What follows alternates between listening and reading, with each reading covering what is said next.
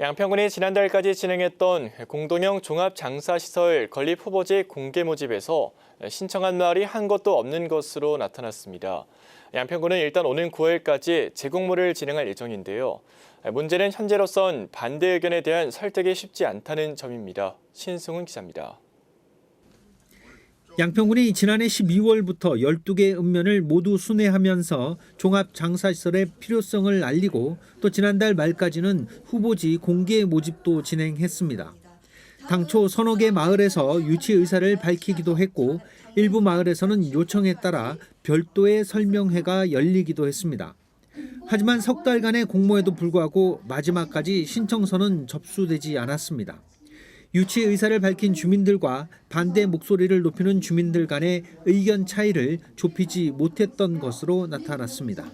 땅이 많은 사람들이 아마 그 걱정하는 것 같아요. 근데 대부분 얘기 동네에서도 나눠보면은 그거 들어오는 게 좋다고 다들 찬성해요. 국민을 위해서 한다는 거겠지만 예를 들자면 그 목적, 작은 목적 하나를 이루기 위해서 잃는 게 너무나 많아요. 조그만 거 하나 어디다가. 양평군은 오는 6월부터 9월까지 후보지 재공모를 실시한다고 밝혔습니다. 유치마을과 주변 지역의 인센티브 조건이나 입지 선정의 기준, 주민 동의율 등은 그대로 적용합니다. 다만 주거환경 개선 사업 지원 등의 세부적인 시행 방안은 조례 등을 통해서 더 조율할 수 있다는 입장입니다. 그리고 주민들 간의 갈등이 없어야 한다는 기본 방침도 그대로입니다.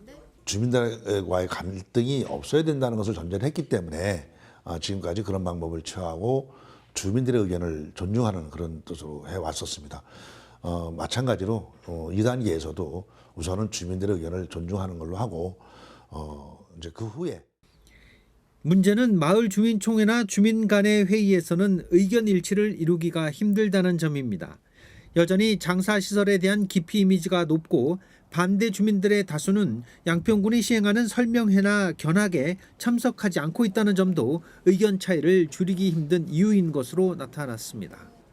한편 양평군은 두 번째 공모에서도 신청 마을이 나타나지 않는다면 이후 군 차원의 도시계획에 의한 장사시설 설치도 고려할 수 있다는 입장입니다. 딜라이브 뉴스 신승훈입니다.